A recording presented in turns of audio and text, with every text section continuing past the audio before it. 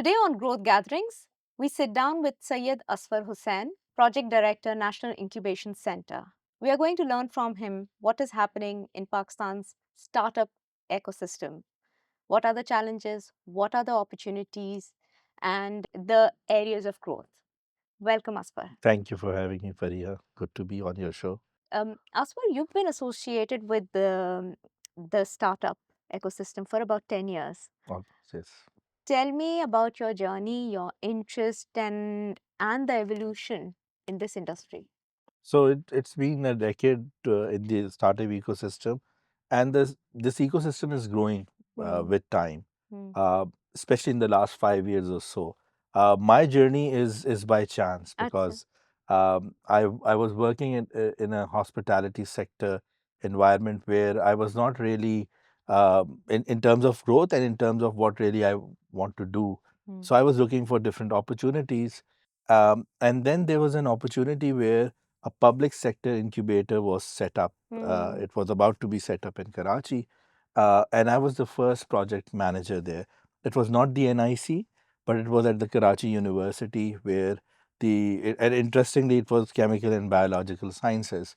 Why they wanted to me in that entire setup was I briefly had my career in the journalism fraternity as well, so they really wanted someone who can connect people, Hmm. who can network for them, Hmm. who can market for them, obviously, and then can experiment with Hmm. the center. So I was there for 3 years, and it was mainly the focus was it was ICCBS Hmm. Technology Park. The focus was to have more and more spin-offs Hmm. of some of the research or and some of the scientists that were doing Hmm. research, and they really want to commercialize it. Hmm. So I was there. It was an interesting journey, and back then it was like almost not 10 years. Uh, even I had no clue what accelerators do or what incubators are or how startups kind of grow. And we have all heard about Netflix, Google, Hmm. but we just know them by digitally Hmm. using them, right? Hmm. We don't know the journey, and especially in Pakistan. Hmm. And there were some of the initiatives that the government has already taken back Hmm. then. The Punjab government had Plan Hmm. 9, and then Jahara Hmm. was running Nest.io. It was Hmm. the early times of Jahara as well, Hmm. running those Hmm. Nest.io as well. So it was a great experience there. But the actual journey started with the NIC, the Hmm. National Incubation Center, Karachi, when these centers were launched in 2018. Hmm. So it's a national project. There are currently 8 NICs across Pakistan, and Karachi being the very center one, Hmm. the very important one in terms of the business and commercial viability of it. So Karachi launched in 2018, and since then we have launched like 14 cohorts. It's been more than 400 startups. We have expanded to, in terms of the group, we manage Hyderabad and Peshawar as well.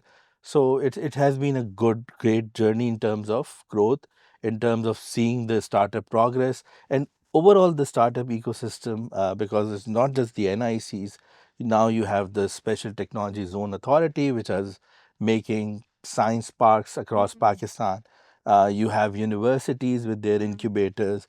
You have great startups coming from the Pakistani space and going to markets like Middle East, even Hmm. North America. This is an unusual phenomena because usually you have companies that have their back offices in Pakistan, Ha. but then having a product and then achieving some traction Hmm. outside Pakistan is actually a success because building something in Pakistan for Pakistan, and then eventually you're successful or you're so good that you have a demand outside Pakistan Hmm. as well. If I can give few examples as well. Yeah, I Retailo was is a gonna say. great example of building something in Pakistan, Which and one then is that? Sorry. Retailo. Retailo Retailo. Huh. Retailo is a Pakistani startup now in Saudi Arabia. And then you have some fashion e-commerce brands like Lam and Hmm. others who have expanded their Hmm. business in outside Pakistan. So it's very encouraging to see this overall. Yeah, it's been a great journey. So, what is the exact mandate of these centers? Okay, so it's a public-private partnership, NICs are set up under the umbrella of the Ministry of IT. It's the Federal Ministry of IT. And what they do is they encourage the private sector, the companies that are managing it, to manage the center completely by themselves, but obviously with the federal government support and regulation that kind of give them that blueprint to how to run the program.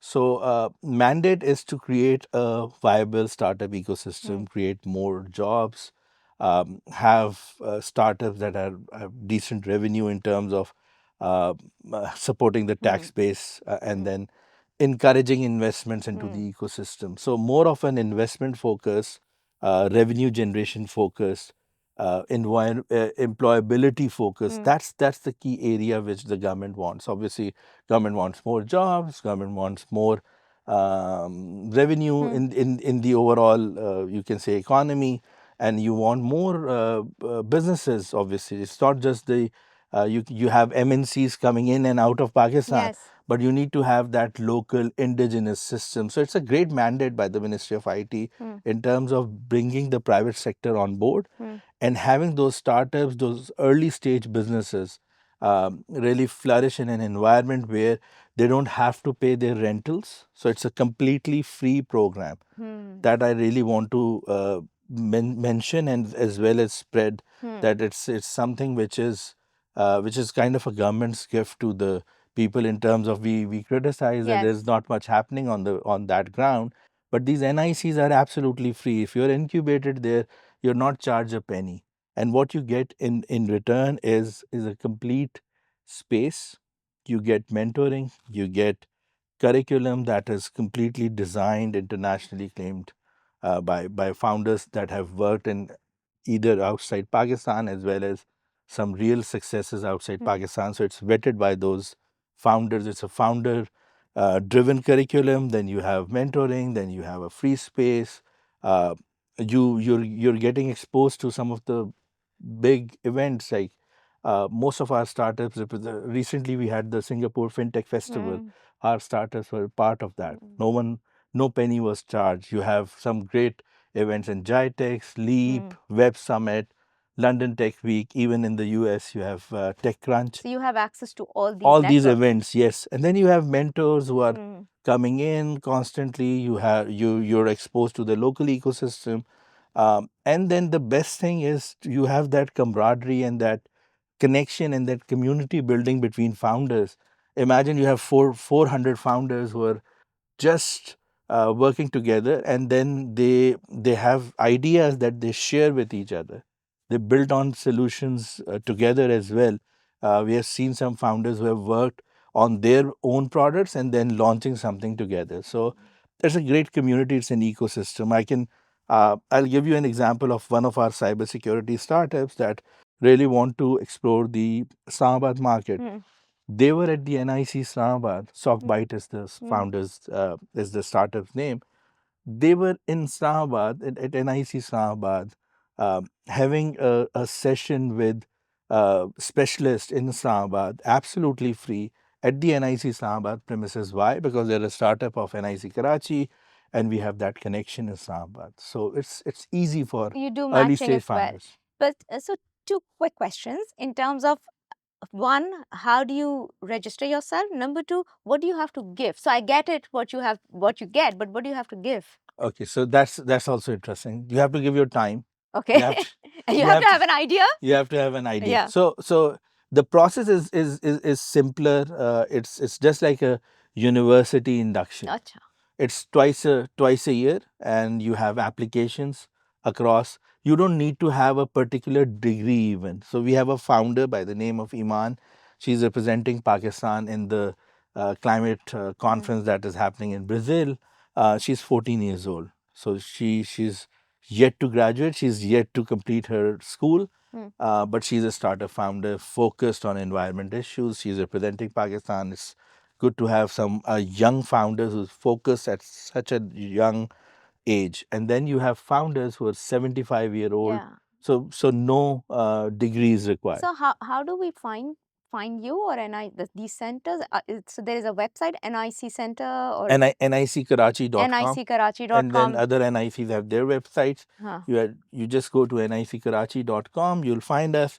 We are quite active on LinkedIn and Okay. other social media platforms as well.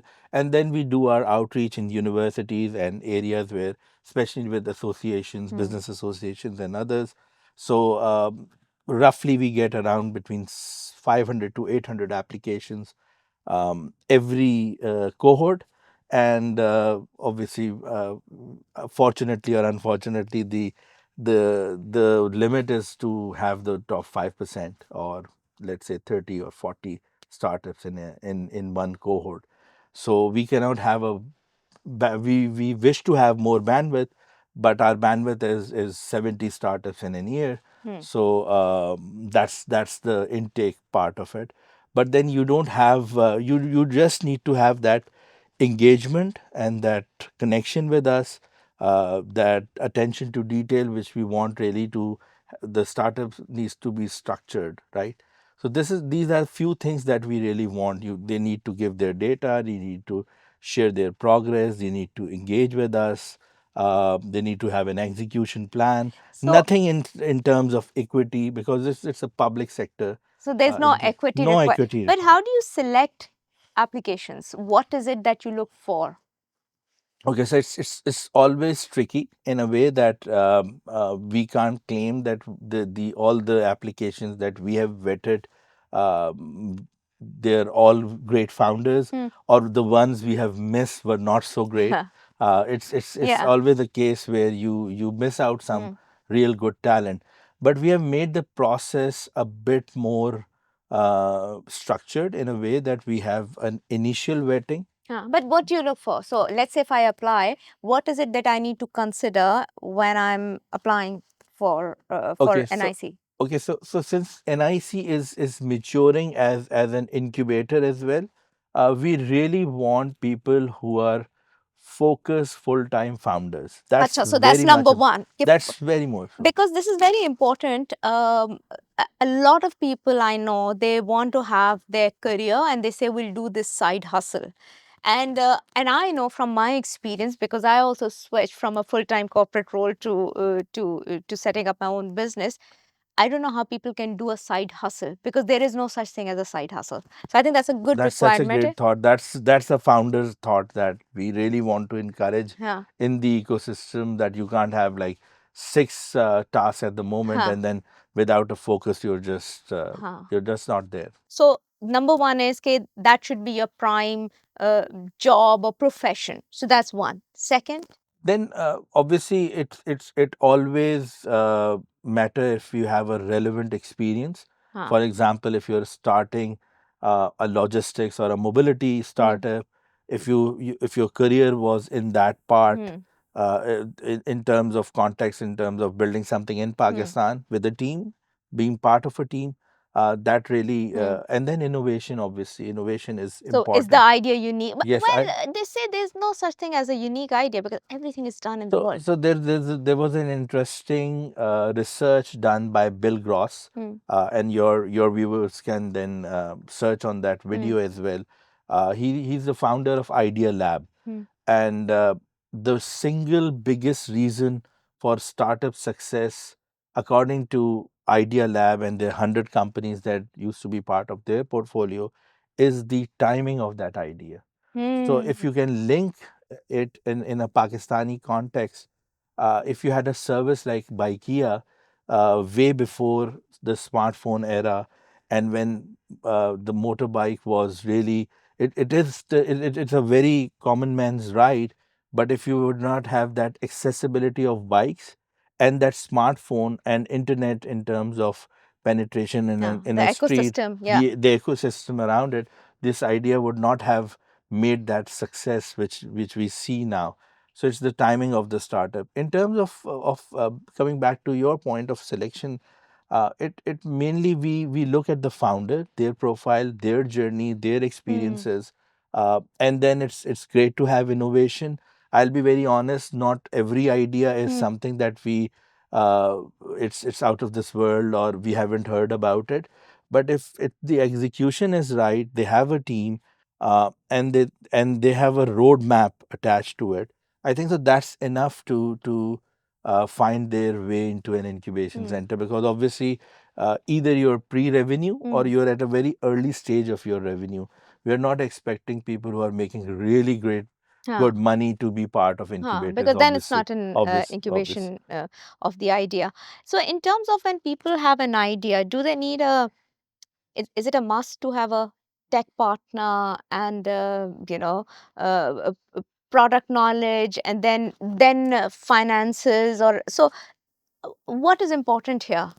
Okay, so it's not that straightforward, in a way that we are a tech incubator, so we expect some sort of technology element or a Hmm. technology drive to Enabled the solution. enabled solution. Obviously, Huh. that's why many of the e-commerce Hmm. businesses are still part of that tech Hmm. scene in Pakistan, in a way that technology is enabling them Hmm. to grow. So you need to have that understanding of tech, and ideally a tech co-founder, in a way that it can, he or she can be a CTO or Hmm. head of engineering. Other than that, it's tough to kind of, we have those founder matching sessions as well. But if the solution is not dependent on the team Hmm. itself, I mean, it's difficult to outsource something and then run on it Hmm. completely, in a way that we incubate it and manage it. So ideally, you need to have some sort of tech Hmm. enablement at the start of your incubation journey. Amazing. What are the challenges in Pakistan with regards to setting up a startup? And number two, where do you see the opportunities which are untapped? Okay, so there are few challenges in terms of not just having a startup, but having a tech Hmm. company in Pakistan. Frankly, the corporation tax Hmm. and tax rates are high. There are places like special technology zones that help you save your tax and enable you for exports. But eventually, you need to have a structure Hmm. where uh, startups are facilitated. Hmm. You need to have better enablers in the ecosystem. If you don't have startups that are worried about uh, different government authorities Hmm. kind of testing their Hmm. businesses and knowing more in terms of the challenges they Hmm. face in terms of their business Hmm. operations. So the focus needs to be on building things, Hmm. on building on innovation, Hmm. right? So in our case, I think so the biggest challenge for startups is working with some of the government enablers. The other challenge in terms of startup space is finding investments. Obviously, there Hmm. are no indigenous VC platforms in Hmm. Pakistan. Very few. You have very few structured venture capitalists that are in Pakistan.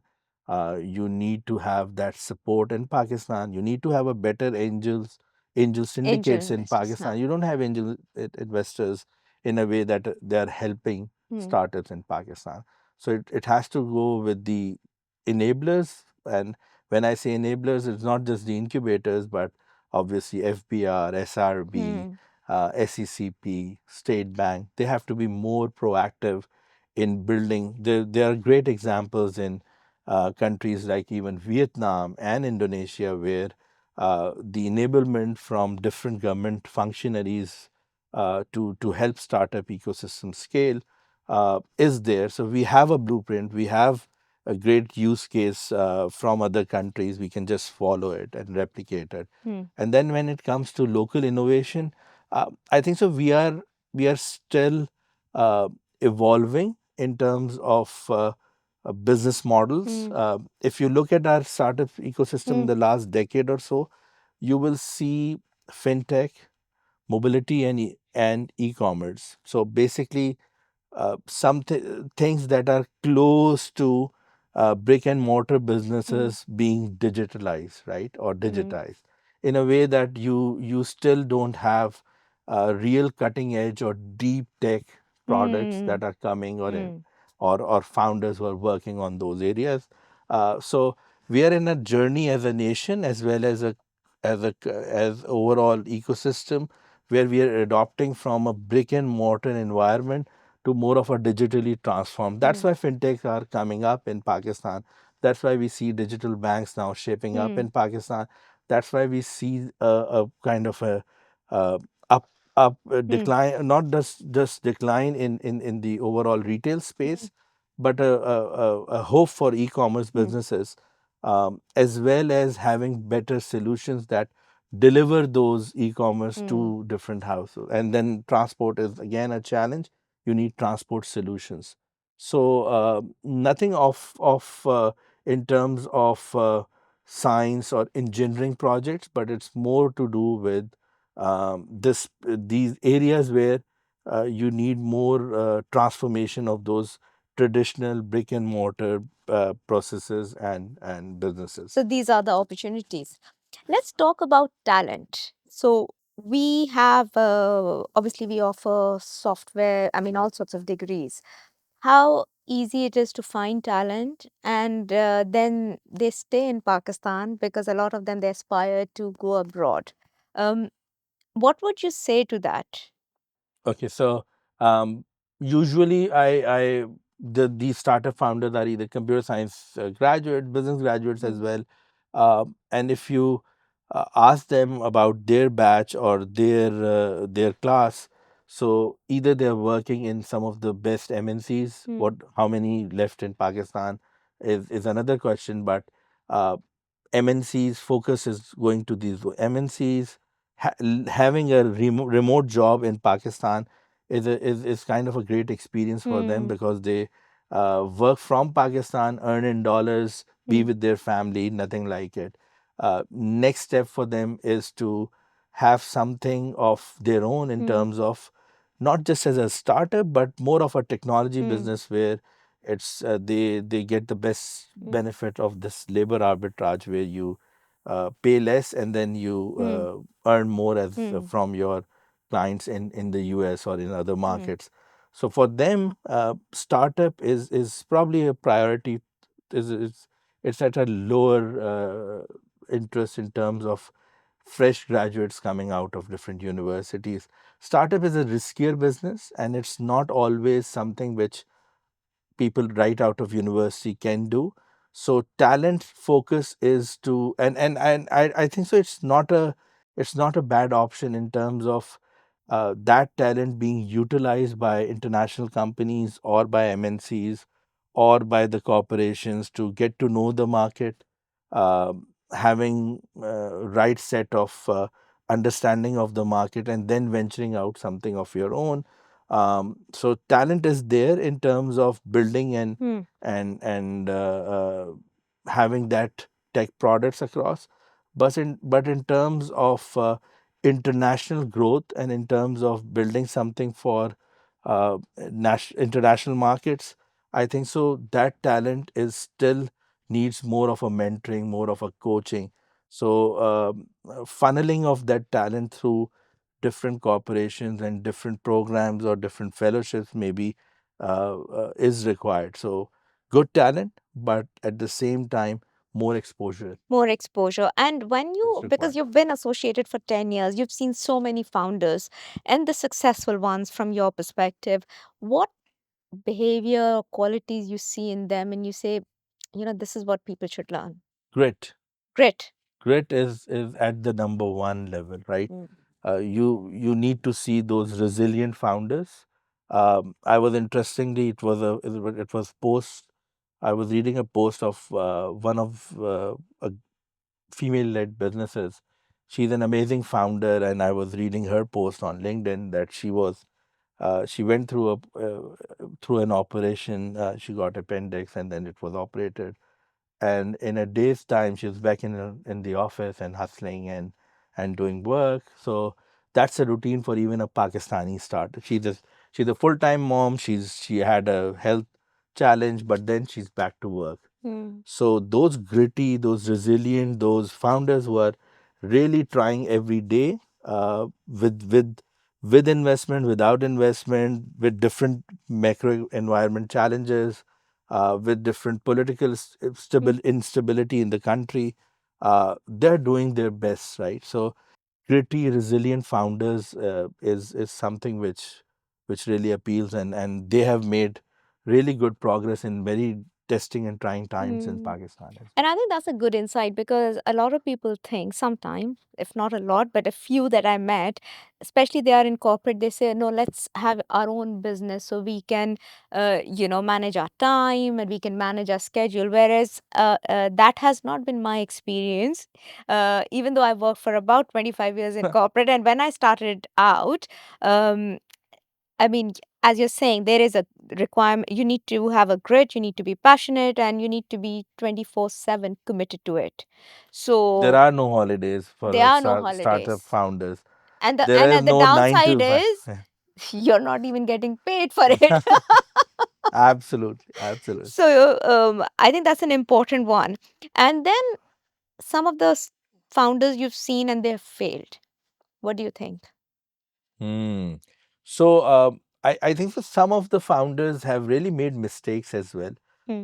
We can't even. I was talking about the ecosystem and the challenges Hmm. they have with the ecosystem, and some of the great work that the startup founders have done in the past, or the current set of founders. I think that it's some of the founders have made really horrible mistakes in Like terms of. what? So there's a celebrated startup by the name of Airlift. Hmm. Uh, and their founders admit that if you're launching something in Pakistan, and you know that it's you have pivoted from a transport startup to more of an e-commerce Hmm. quick delivery startup, and you're eventually in three big cities, like which is Hmm. known as the KLI market, Yeah. Karachi, Lahore, Islamabad. uh, you can't just, without capturing the entire market or the most of it, or the you can't just go and launch your product in tier 2 towns without much of a research whether Hmm. it will work or not, in terms of launching it in Sialkot and in Hyderabad, and then eventually launching it internationally in country like South Africa, right? Hmm. So even not even getting the you can say large share of market in Karachi or in Lahore and Islamabad without focusing your real market, you're expanding like crazy, because it might be a reason. I'm not saying that I have the Hmm. 100% accuracy of information here, but it might be the reason that the investors really wanted them to be in different towns, in different Hmm. cities, and outside Pakistan as well. But it doesn't make sense, right? So operational sense was not there. This is just one example. Then there are other startups that are bleeding money, right? Hmm. It's a lot of cash burn, Hmm. and cash burn is through various discounts, unreasonable discounts, Hmm. like when you discount a product out of VC money or out of investments. You can't have a VC money. You can't play with their money for the longest time, right? You Hmm. can't have it in a unnatural environment where your competitors can't match you because you're just burning your money in Hmm. giving discounts. There's no offering.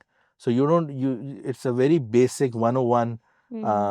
lesson to have your USP, your secret sauce, your better service, Hmm. your service quality, rather than focusing on the very basics of it. You're Hmm. giving discounts out of investors' money and bleeding money. So it doesn't make sense. So it's more of an operational, and then obviously there's startup founders that are not in terms of spending things on their in their personalized actions, like having a better car right away, Lifestyle. lifestyle focused on having a new house. That's everyone's right. That's great to have, but not with the investors' money, right? Not Hmm. right away. So you need to have a better balancing act here. So mainly operationals. I've seen that most of the startups that fail uh, are missing the very essentials of business, simply just giving discounts for no reason, or just having a bad expansion, or focusing too much on your personal branding rather than on the business Hmm. side of things. Very simple and basic challenges, and that kind of hits them hard, because when there's no VC money or not at all access to money, then you're burning cash and you're out of it, and if not in 6 months, then probably in a year or 2 years Huh. time, right? So that we have seen. So that's a good insight, right? Operational excellence is what you're talking about. Whether Absolutely. accelerating your startup, but thinking through, right? And you don't have to do it too fast, or in terms of your expenditure. And thirdly, I think you mentioned about the life, just giving that signal that we are doing well. Whereas honestly, it doesn't matter, because Hmm. if your startup is sustainable, eventually people will know. Absolutely.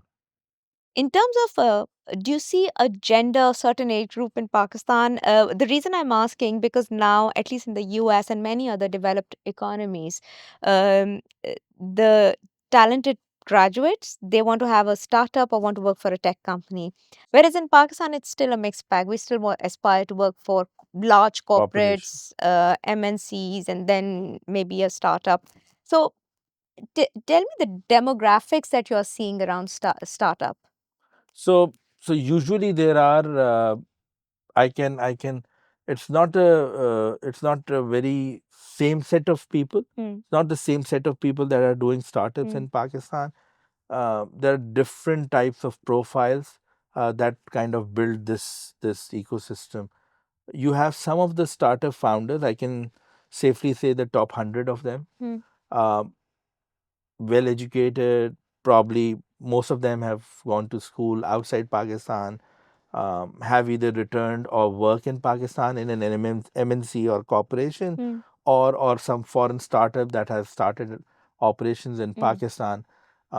And they're probably in the top 100. Why? Because they have good foreign qualification exposure there, either working there after Hmm. their degrees or coming to Pakistan and in a very established environment. So you have the top 100 startups with exposure, and then you have a startup base which is uh, from Pakistani universities, really street smart founders working hard to build their, and those are the founders that mainly these NICs cater, because Hmm. if you have your own network, then you're probably not really, you don't need a early stage Hmm. incubator. Your network is enough to Hmm. build that product and sail it through. In terms of our case, you have some of the younger startups or people who really want to save their money in terms of using the Hmm. incubation space, or they don't have the network which NIC provides in terms Hmm. of linking them with the right investors or the Yeah. collaborators that can help build their journey. So it's more of a two or three set of people that are kind of in this overall ecosystem. But in terms of I mean, the similarity of these, we need more founders that are here in terms of building something for the long term. Hmm. It cannot be, like you rightly mentioned, it cannot be a side hustle. Hmm. It cannot be something that is done for a fad in terms of an year or two, and Hmm. then you're getting back to your jobs or Hmm. your other business. It cannot be only a product which might be needed for a certain class in terms of getting few contracts, and Hmm. that's about it. For that, you need more investment, more serious founders that have their own savings as well, that Hmm. can uh, increase their runway time.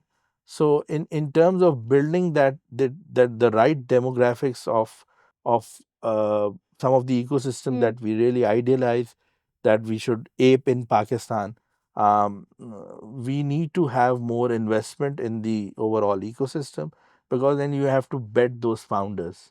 If Hmm. you find the right founders who are willing to invest their time, their own money, Hmm. their ideas, building the right team, then you need to have that investment framework.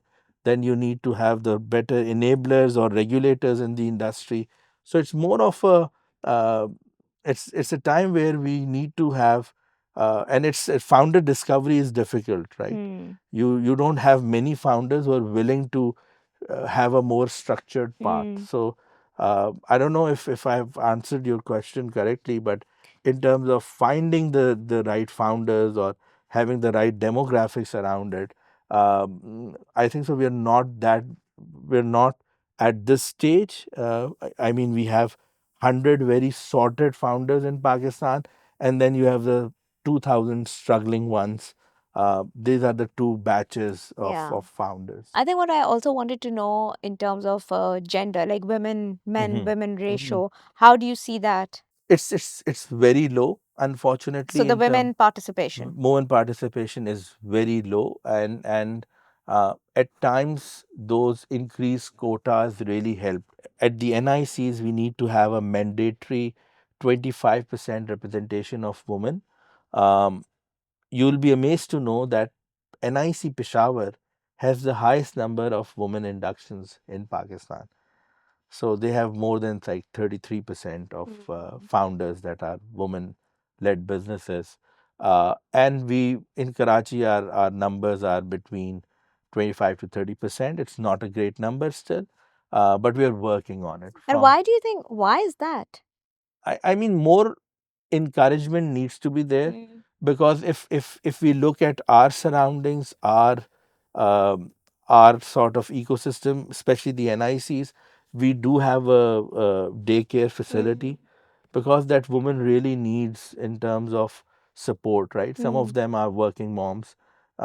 You need those support in the ecosystem. You need more leaders in the Mm. ecosystem, but at the same time, you need to have that enabling environment around Mm. where women can work. You need better transport facilities. You need more mentorship. Even there are cultural challenges to it. There's still people who are women working and leading teams is still alien to some of the sectors in Pakistan. Mm. So you need more role models to increase that number, as well as you need better enabling environment in terms of where women find it easy and friendly in their day-to-day work. And then you have a more of a social acceptance as well. Mm. What we did in NIC in terms of increasing this, we have great female founders. I mean, one of the leading startups in operating in Saudi from Pakistan is MedIQ, Dr. Saira. She's a great Mm. example of how a medical doctor turned entrepreneur is has really expanded her business Mm. in Saudi and in other markets. Mm. You have Dr. Sara and Dr. Ifat Sehat Kahani सेहत doing कहानी. great हाँ. stuff from Pakistan, and then they're testing their waters outside Pakistan as well. And then there are great examples of people who have made big in e-commerce as well. Mina Salman Mm. with Big Gallery and others. So you need more role models at the same time as organizations or as Mm. enablers or as the overall ecosystem. You need better working environment for women. This is very basic, but it actually helps because if you don't have that kind of transport, if we're based in Karachi, and transport is such a big problem, it's an issue Mm. for most of us. You need to have that enablement, right? Maha with Baskaro has started a startup focusing on women mobility, right? Mm. Female mobility in workspace and Mm. otherwise. So you need to enable them in a Yeah. better way, and role models like yours.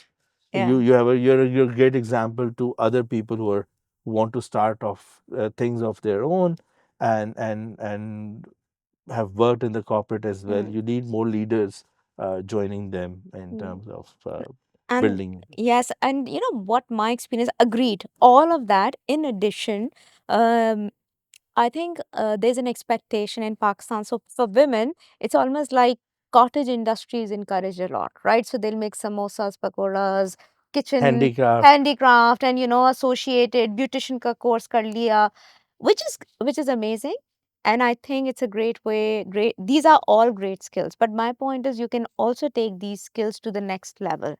And I think being comfortable women, as you're saying, leading organization, getting into startups. They may fail, they may succeed, but having that comfort, because even I experience, having been in corporate, very senior roles, when I switched to setting up my own business, I did overhear कि ये तो बड़ा जल्दी करना चाह रही हैं. So I don't get it, because point being कि 25 साल बाद तो जल्दी क्या? and also you Wow. have the experience, and then you have men also who want to do the same thing jaldi, Hmm. and they are networking. I also feel when I started networking, of course you go and you introduce yourself. That's what you do. You introduce your product, and somehow it was easier for men. This is something which you just kind of my memory lane is in Hyderabad, and I met a founder. I can even name her. She's an amazing social enterprise. Betek is the startup Yeah. name. Aisha told me that you just need one thing for female founders as a curriculum exercise or a mentorship exercise, and I'm talking about NIC Hyderabad. And she said that if you help women network, like you mentioned, and help them find space in that community of corporates, those collaborators, those investors, how to start talking to them and how to have start a conversation with them. That's the essential thing which we need, and that's about it, Yeah. because we don't get a lot of networking opportunities, or for that matter those social conversations that build those building business conversations as Yeah, well. and networking with the sponsors, and I have witnessed also and experienced it. So if they are, say, senior leaders, men, they are talking, and I don't mean just Pakistan, because I'm based out of Dubai, so I obviously operate across the region. But there is patriarchy in the system, and you notice it. So, and when you walk in, firstly, they find it quite strange that a woman is just walking and saying, "Hello, I'm XYZ," and they get quiet. Whereas when they see a man walking, it's almost instant, is easy, because they're comfortable. So it's not that they are biased or anything, it's the comfort. So I think that's also With quite all a the disagreements we have with the Gen Zs, I think so this will change for sure. 100%. This is something which is changing rapidly. Absolutely. I'm kind of privileged that I get to meet a lot of Gen Zs. Huh. I get to meet a lot of Huh. young founders. Absolutely. I don't see this difference No. now, and it's a major shift. Even the millennials were not that cordial. I see Gen Zs more cordial, more uh, they understand, More inclusive. very inclusive. So that's really that's something which I see in Karachi, in Huh. Pakistan as well. Huh. So I think so that this will improve with time. Say let's next 5 years or 10 years, Absolutely. we'll see a lot of improvement on in this In account. this area. Yes. So thank you so much, Asfar. Great insights into the startup world. We have another segment which is called a rapid fire round. Right. And we're going to ask some very interesting and difficult questions that you Mhm. have to answer. Okay. So if your laptop could talk, what would it say about you? I think so. My laptop and smartphone will be together, and they'll say that go to sleep. Stop You it now. you stop it, please. It's not. It's just 24 hours. It's not 48 hours in a day. Stop using us. Stop. Be with us. Be with your family, your friends, and Human something. beings. With human beings. So Yeah. that's a lot of electronic gadget use which I do. So I think so. They'll be happy without me for some So, time. okay, great. And what's the wildest, or I would say funniest startup idea that So somebody has pitched you? there are few. So one of the interesting idea was a guy who came in as an inventor of of a particular gas, right? A replacement of hydrogen, and he said that we have discovered a new element that will replace hydrogen and that will help most of the industries across. And it's very challenging at times Hmm. when someone makes a scientific claim Hmm. and has no basis on it.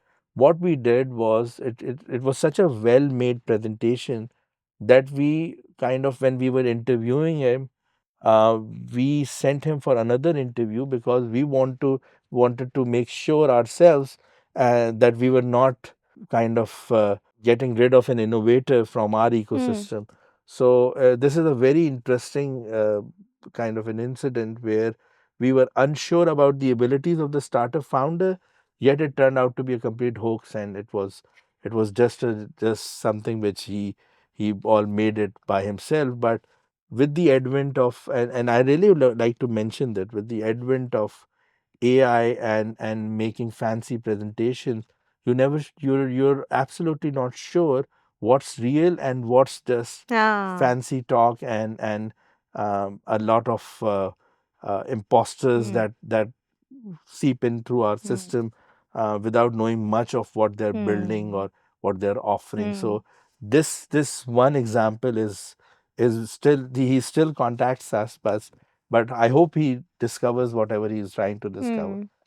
Yeah, but it's a good one, right? In terms of finding the authenticity of the idea and the actual sort of content. Um, so recently, well, because a lot of people come and they pitch you, any particular idea you think is extremely innovative? So recently, and then in few years, I Hmm. think so. Some of the healthcare Hmm. startups in Pakistan, and I would like to give names of two startups here. Both are similar names: Bionics with BIONIKS and BYO. One company is focused on bloodless dialysis. They're based out of Lahore. They have a patent. Dr. Farah Usman and Ahmed Muzammil are founders. Amazing guys Hmm. doing something which is really cutting edge out of Lahore. I really like the founders as well as their product. And one is the Bionics based out of Karachi. Uh, Prosthetics Hmm. in healthcare, helping people with no limbs. These are Hmm. all artificial limbs generated through 3D printing. It's more of a plug and play. You don't have limbs. You're implanted with a limb, a robotic one. It's such a great journey and such a great story from Pakistan. They have made like more than 1,000 implants, 1,000 patients across Pakistan. Major impact going to different countries now, different regions.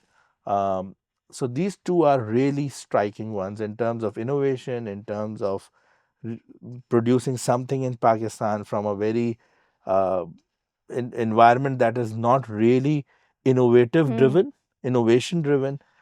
So have something of that sort in Pakistan. It's really, really amazing stuff. I think these are great and very noble cause. So, as a founder, again, I also go through those low moments, right? Where you're like, should you quit?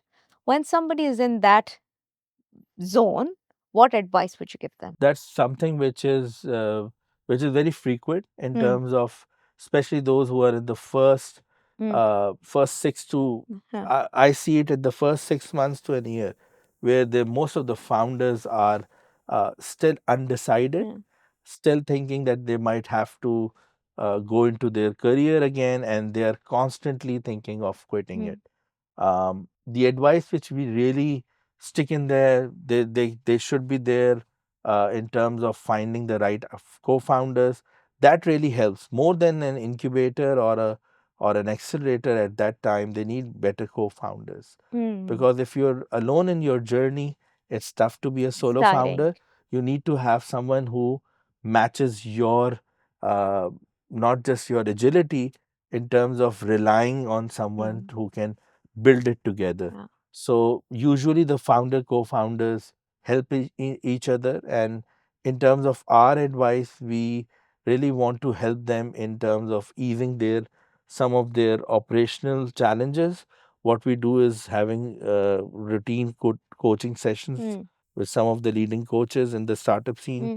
to help them with their journey, and then If in case it's a financial challenge, obviously incubators help them with their costs, but at the same time we help them get this shadowing from other founders so that they help them with their resources costs as well. Hmm. So more of a helping them to be there, to remain in their shoes of an entrepreneur and somehow pass this tough time. Hmm. After that, if they get a client or if they get a call, if they get it through, Yeah. it's really a process of just being there for some time. Hmm. And that sometime can be a week, a month, 6 months. It's all about, then again, it's all about their resilience, Huh. something which they need to be Huh. kind And a of with self them. belief, right? That, Self belief is huh. absolutely, absolutely rightly put. And if your career had a tagline, what would it be? Hmm. So our NIC's tagline is somewhere closer to what we really want to. Hmm. I really want as my tagline to. Our tagline is building bigger stories greater than ours, Hmm. right? So what we see and we are fortunate to witness in terms of these incubation spaces, that we actually see a 25-year-old building a business in a year and having revenues of 12 million, 13 million in a month, right? Hmm. For Pakistan, it's just amazing to see young prodigies like really making their mark. So my tagline is really creating bigger stories for Pakistan. Excellent. And so, what's next for you in terms of your career? I maybe I think so I should be an entrepreneur. This should Yes. be something which I've seen so many great stories Yeah. around me, so many passionate founders. I mean, next step is my own business, my own stuff, right? I wish you all the best and Thank you. thank you so much, Asfar, for joining and sharing all those insights, which will be extremely valuable for our viewers. Thank you. Thank Thank you. you. Thank you.